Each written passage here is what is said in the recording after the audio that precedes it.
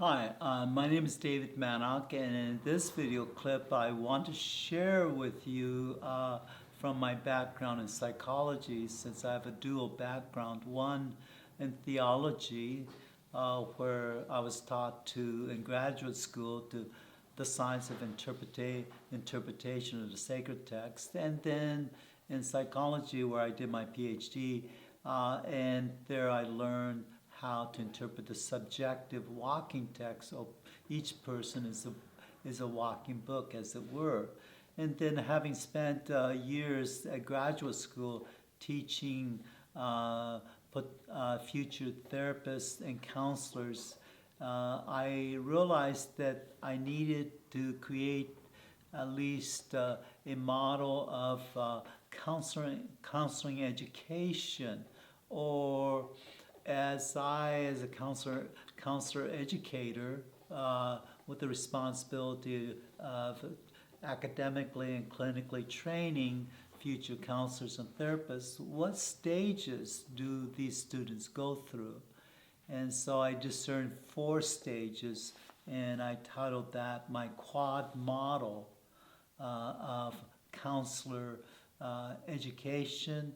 It takes four stages for a person, the the person and their clinical training to integrate, to be joined. And professional training begins with the graduate school. The emerging counselor and therapists often go through a full process, as I said.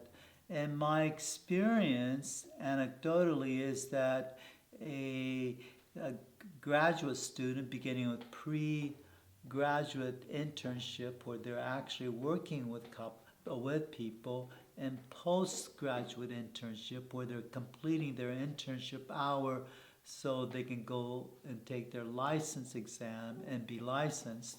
It takes about 500 to 1,000 direct hours of being and sitting with clients before they gain their therapeutic voice, as I call it. So for the first 1,000 hours, that counselor or therapist has internal anxiety. Am I doing the right thing? Do I understand?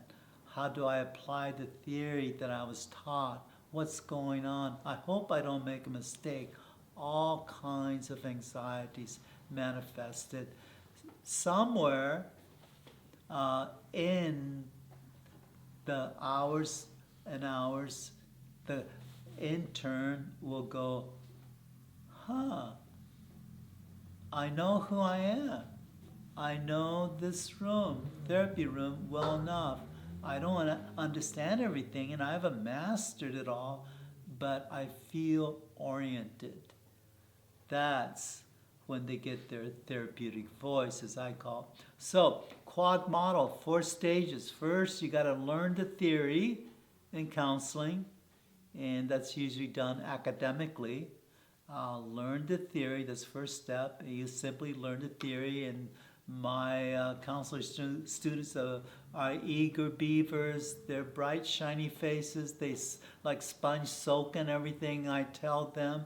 In grad school, they're learning the theory. But here's the problem. All that theoretical academic learning translates into, I get this. And I love St. Paul in the New Testament, who says, love builds up, knowledge puffs up. Because that's exactly what I see happening. The students puffed up with all kinds of theory, but it's not integrated yet. Second stage, then we usually send our students into practicum. They practice with each other, or in training, into training, where they may actually start working with real clients, and then pre-graduate internship, and then, as I said earlier, postgraduate internship. Now they're in the stage of working the theory. And that's really the opposite of inflation. Knowledge puffs up. Sitting with clients has an opposite, wonderful developmental movement. Which then, and if you the students, as I speculated from anecdotal evidence, about 1,000 hours, they go, okay, I know who I am, I know this process, I know this room. Now they're ready for the third stage. They have to edit the theory, because they will painfully, depressingly discover that everything we teach them only works about 70% of the time. The clients you fail with are the ones who teach you how to do counseling and therapy.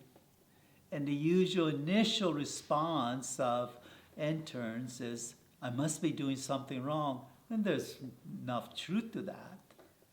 So they double their effort and try again 2 or 3 times. But at a certain point, they realize, wait a minute, this doesn't fully work.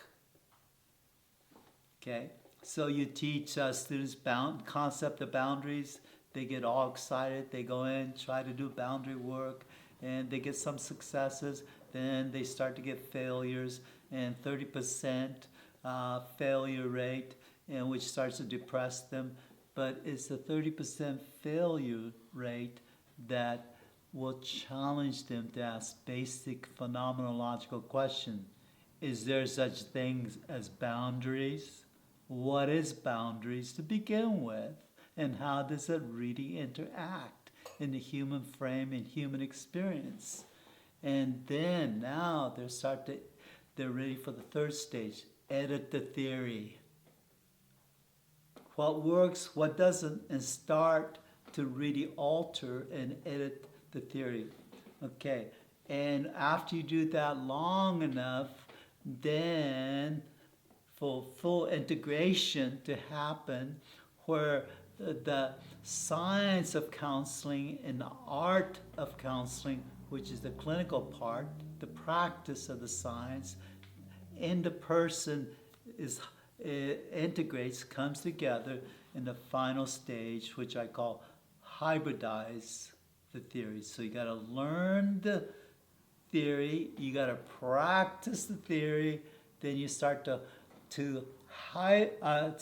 edit the theory, and then the final stage, you hybridize the theory. You make the theory work for you, and you stop working the theory, and you become the head, and the theory becomes the tail and starts to serve you. Now, this little simple quad model, I think, could be applied to faith development, helping people grow in their faith.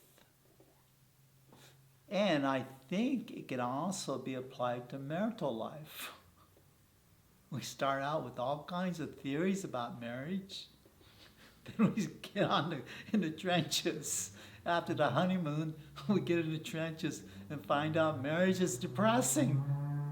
It's not working. Not the way I thought. Forces us to hybridize it.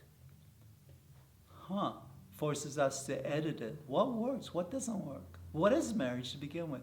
Then we end up hybridizing it. It says, okay. And that's when things are integrated. Thanks.